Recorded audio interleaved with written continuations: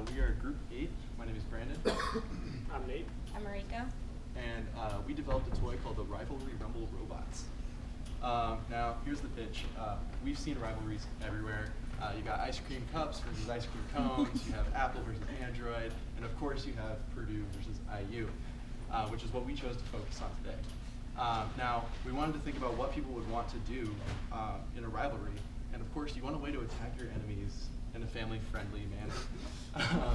You also want a fun toy to play around with your guests when you're watching the game or hanging out. And so we developed this toy, which Mariko's going to go in more detail about. So the concept of our toy is based off of the very iconic Rock'em Sock'em robots. So to begin with, we decided to make it electrical mechanical instead of just a mechanical system, so that way you're controlling it kind of like you would in an old Atari system. You have a back and forth and then a hit lever. Additionally, we wanted to have the two opposing mascots, and IU doesn't have a real mascot because it's IU. So we took IU Northwest mascot and made that representative for it. And the design requirements we had on this for the space limitation of 10 by 10 by 10 for the cube, and we also had to have the two unique mechanical subsystems. So our evolution of ideas started with RC tanks. So we're thinking, okay, you have kind of those wind-up like toy cars you could use, so something like that where you could shoot a projectile. And then from there, we got into the idea of battle bots. So we'd have two of these RC tanks, which you could control on your phone or with a remote and be able to attack one another. And then we thought, oh wait, the best, most iconic of these battle bots is Rock'em Sock'em robots. So then from there, we developed the idea of an electrical mechanical system to control our actual toy. And then it plays off the novelty of the IU Purdue rivalry, which is so common amongst a lot of families. So additionally, going on to how the toy works, we have the two moving mascots, and we have two buttons which control left and right movement, and we have a hit button that controls the mascot's actual hammers that they have to hit the target of their opposition. And then from the Rock'em Sock'em robots, we have the ejecting head, so when you hit that target, if you're successful, the head will pop off.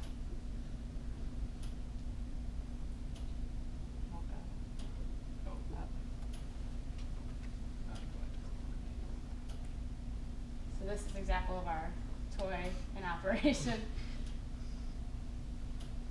So in order to actually design it, we utilized Creo heavily. And the really nice thing that we used with Creo was the ability to design iteratively. So originally we designed each of the components by themselves, and then we quickly took those rough designs and we put them into the assembly so we could immediately see how they interacted with each other. Through there, we were able to use a lot of measurements and servo simulations in order to actually see and get all the measurements nailed down and designed perfectly, and go back quickly to our original designs and alter them.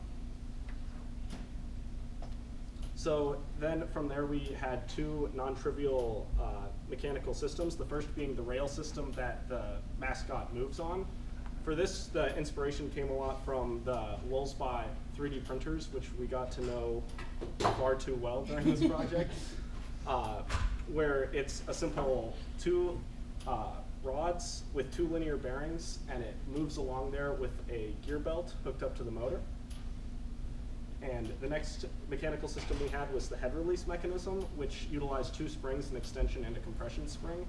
The extension spring served to preload the paddle and hold it down, and the compression spring served to give the head some preload. So once the paddle was released, the head would pop up. Now, like Mariko was saying, our whole toy is electrical mechanical. So all these mechanisms that Nate was talking about are controlled by an Arduino, which drives two 12-volt DC motors, which drive the gear belts. And then the arms are actuated by two servos, and then a motor driver is used to power the servos and to drive the motors.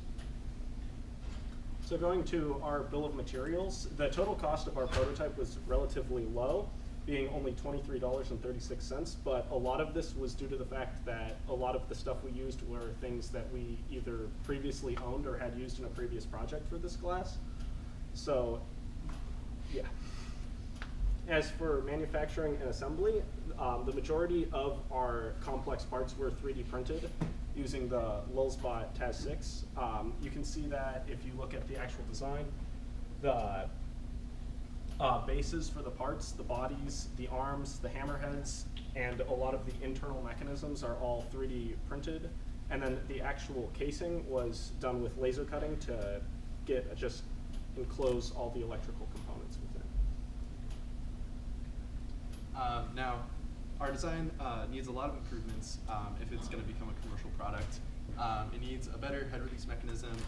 We have been messing around with it even up until right before this presentation. It pops up a little bit, but we'd ideally want it to pop off for entertainment value. And we want to improve the aesthetics, the electronic layout. If you look in there, it's a mess.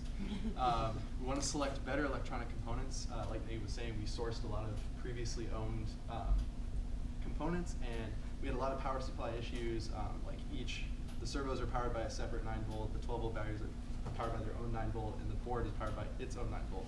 So it's power hungry, it needs to be optimized, and overall we want to also print different types of bodies, so you could change them out for your team or whatever, make it interchangeable and universal, so you don't have to buy a set for each rivalry.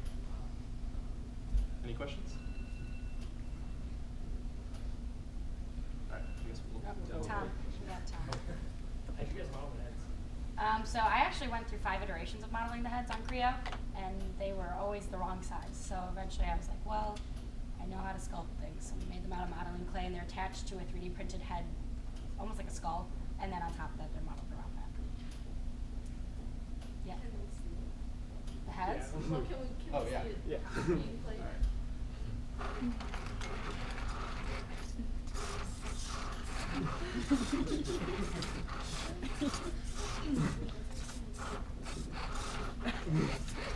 Hey! Yeah. As you can see, the heads don't pop up all too high. They do pop off.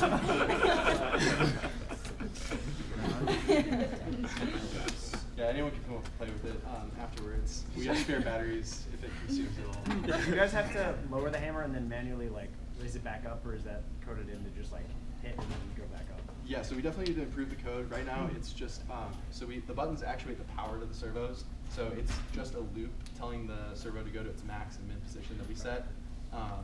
And so when you hold down the button, it activates that loop. It starts where it left off. So you hold down, yeah, it just keeps going. Gotcha.